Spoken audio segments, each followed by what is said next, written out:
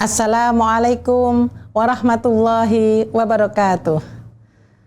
Alhamdulillahirabbil alamin wa bihi nasta'inu ala umuri dunya waddin. Wassalatu wassalamu ala asrafil anbiya'i wal mursalin wa ala alihi wa sahbihi ajma'in. Para pemirsa Sang Aji TV yang dirahmati Allah, pertama-tama marilah kita senantiasa maturkan puja dan puji syukur kehadirat Allah Subhanahu wa taala yang telah memberikan kepada kita semua nikmat dan karunia sehingga pada kesempatan yang berbahagia ini kita dalam keadaan sehat walafiat, dan semoga kesehatan senantiasa diberikan kita semua fitini wa dunya wal akhirah.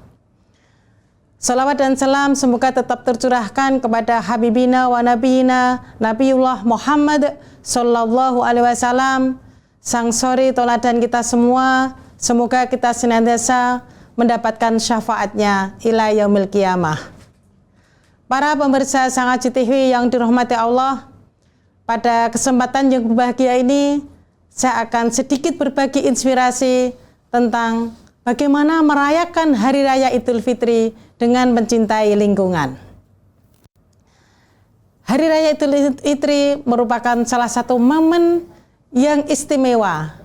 Dalam perspektif psikologi, merayakan Idul Fitri bukan sekedar tradisi keagamaan saja, tetapi sebagai sebuah ruang sosial yang memperkuat solidaritas dan kebersamaan.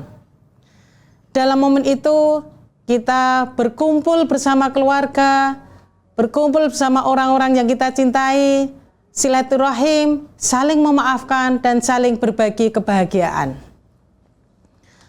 Di tengah kebahagiaan ini, namun ada sesuatu yang seringkali luput dari perhatian kita, yaitu hubungan kita dengan lingkungan.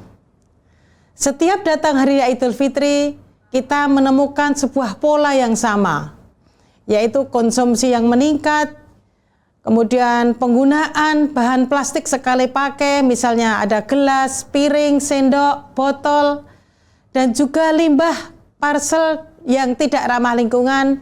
Dan setelah Hari Raya Idul Fitri selesai, maka kita akan melihat sampah yang begitu menumpuk dan meningkat secara drastis.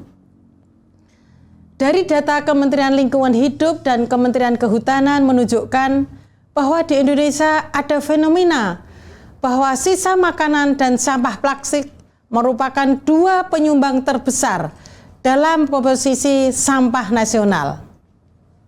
Artinya, sebagian besar masalah sampah sebenarnya berasal dari kebiasaan konsumsi kita sehari-hari, termasuk pada saat momen perayaan seperti Hari Raya Idul Fitri.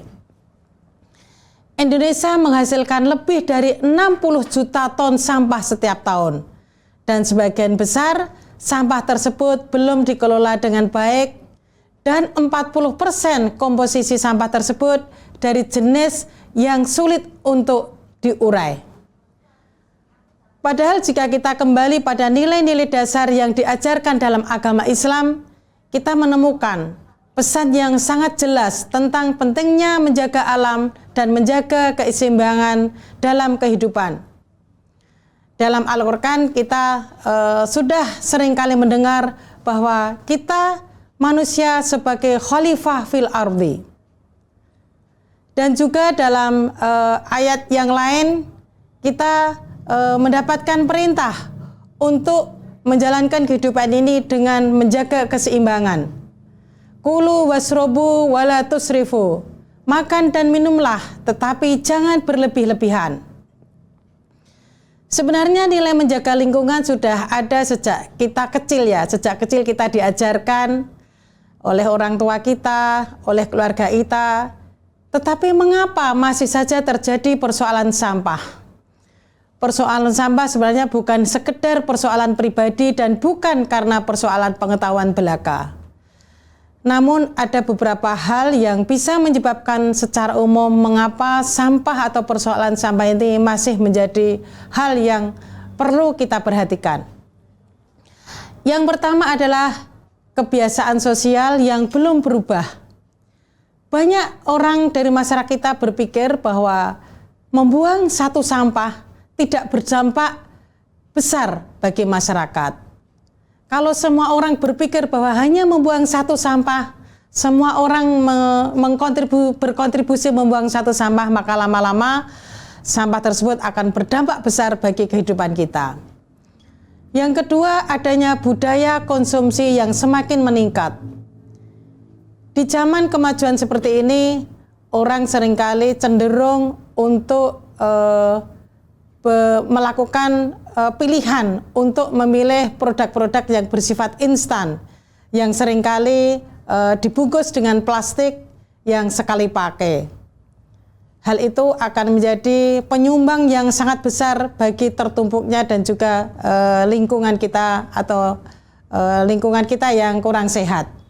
Kemudian yang ketiga, ada rasa kepemilikan, kesadaran, dan kecintaan lingkungan yang masih rendah. Kita seringkali tidak memiliki kepedulian atau tidak merasa memiliki bahwa lingkungan kita itu perlu kita jaga dengan baik. Misalnya ada tanah, ada air, dan juga lingkungan kita, sehingga kita seringkali membuang sampah sembarangan. Kemudian bagaimana cara kita untuk merubah perilaku masyarakat agar lebih mencintai lingkungan? Maka perlu adanya sinergi atau kerjasama yang berkelanjutan dari berbagai pihak. Siapa saja orang-orang atau kelompok atau institusi yang perlu kita rangkul untuk bersama-sama mengelola sampah ini dengan bijak? Yang pertama adalah pendidikan keluarga. Keluarga adalah salah satu lingkungan pertama bagi seorang anak, dan disitulah kita bisa mendapatkan pendidikan dari orang tua atau dari keluarga bagaimana cara mengolah sampah. Misalnya kita harus menjaga lingkungan kita dari sampah yang berantakan, atau kita menggunakan alat-alat misalnya gelas atau piring yang bisa dicuci kembali dan mengurangi bahan dari plastik. Kemudian yang kedua, adanya keteladanan dari pimpinan atau tokoh agama maupun tokoh masyarakat. Tokoh atau pimpinan, baik itu tokoh agama, tokoh masyarakat yang memberikan contoh bagaimana mengelola sampah dengan baik, bagaimana menyikapi kondisi lingkungan kita dengan baik, maka masyarakat luas akan bisa mengikuti atau menteladani para pemimpin atau para tokoh tersebut. Yang ketiga adalah gerakan cinta lingkungan bersama masyarakat.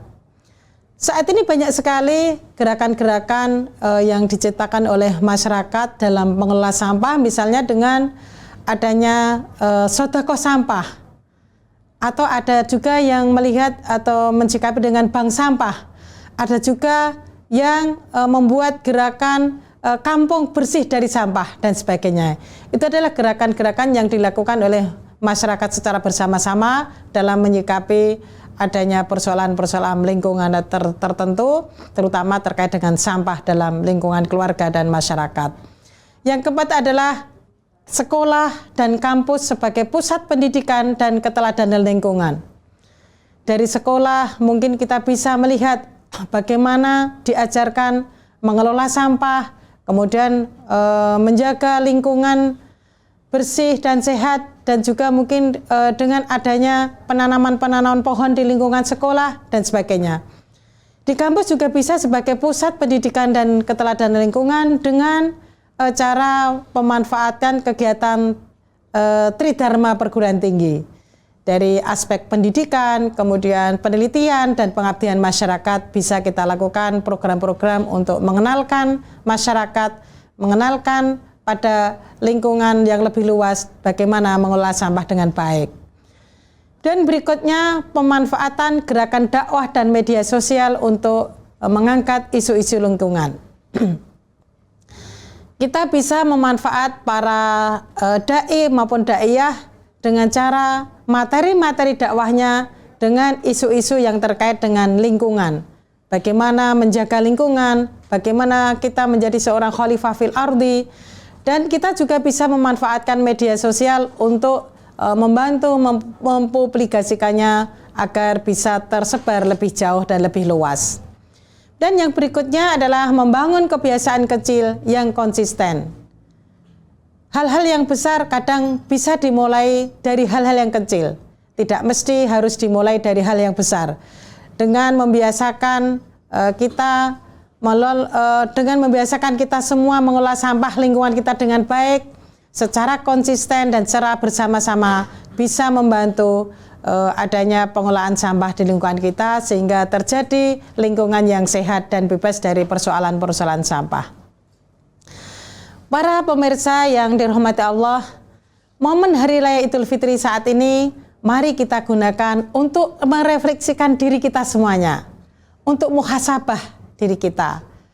Kita marilah semangat untuk memperbaiki hubungan kita dengan Allah, juga hubungan kita dengan manusia, sekaligus hubungan kita dengan alam atau lingkungan. Selanjutnya bagaimana caranya agar kita bisa merayakan Hari Raya Idul Fitri dengan kebahagiaan tetapi sekaligus bisa mencintai lingkungan?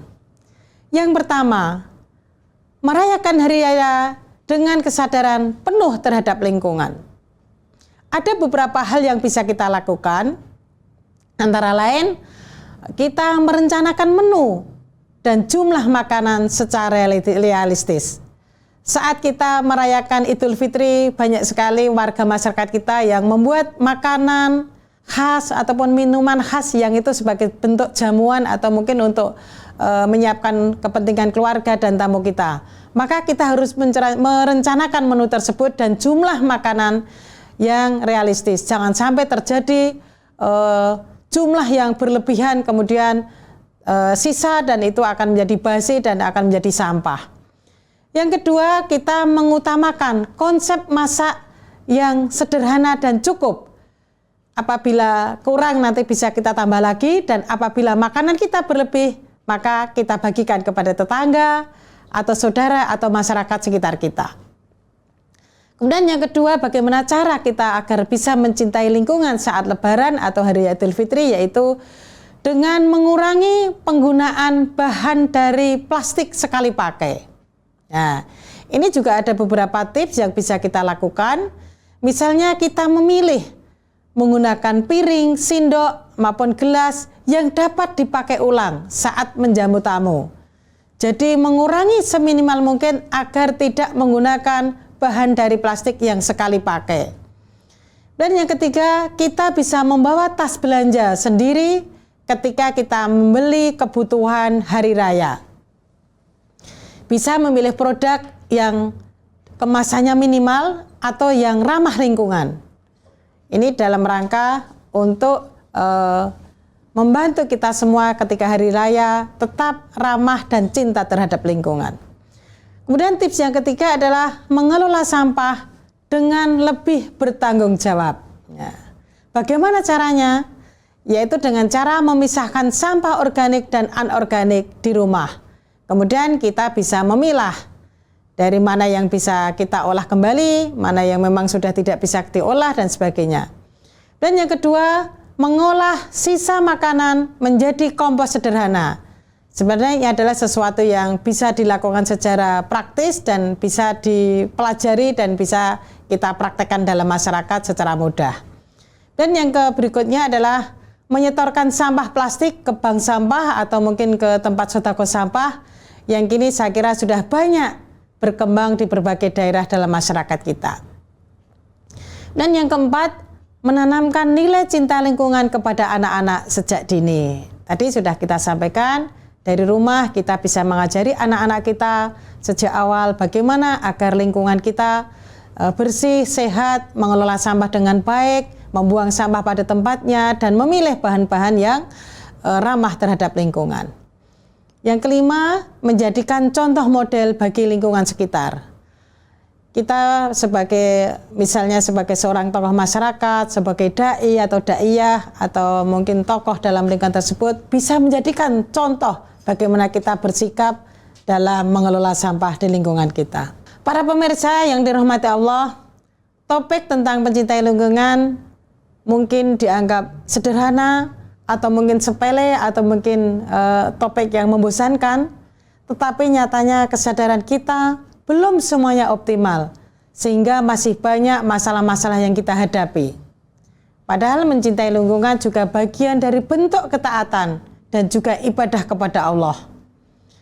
Begitu pula sebaliknya, merusaknya juga berarti bentuk ketidaktaatan dan juga melingkar dari perintah Allah. Nah, kita juga sudah sering kali dan sering kita sampaikan bahwa kita itu adalah khalifah fil ardi, manusia yang dipilih oleh Allah menjadi orang-orang yang menjaga bumi, yang mengelola bumi dengan baik dan tidak boleh merusaknya. Wa idz qala rabbuka lil malaikati inni ja'ilun fil ardi khalifah. Kemudian perlu kita sampaikan juga bahwa perubahan besar tidak selalu dimulai dari tindakan-tindakan yang besar. Ia seringkali dimulai dari hal-hal yang kecil, kesadaran yang kecil yang bisa kita lakukan secara bersama-sama dan dilakukan oleh banyak orang. Kata kuncinya adalah kita mulai dari hal yang kecil dan dilakukan oleh orang-orang dan dilakukan bersama-sama.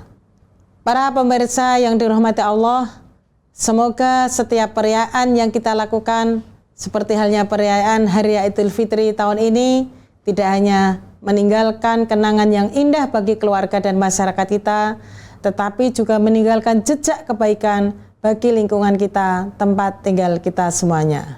Semoga kita hidup di negara yang makmur, sebagaimana baldatun thayyibatun wa rabbun ghafur. Semoga Allah selalu merahmati kita semuanya, tinggal dalam masyarakat yang sejahtera, adil, makmur, bahagia, selamat fitini wa dunya wal akhirah. Amin Allahumma amin. Demikian yang dapat kami sampaikan, kurang lebihnya mohon maaf. Semoga bermanfaat. Akhirul kalam, wabillahi taufik wal hidayah. Assalamualaikum warahmatullahi wabarakatuh.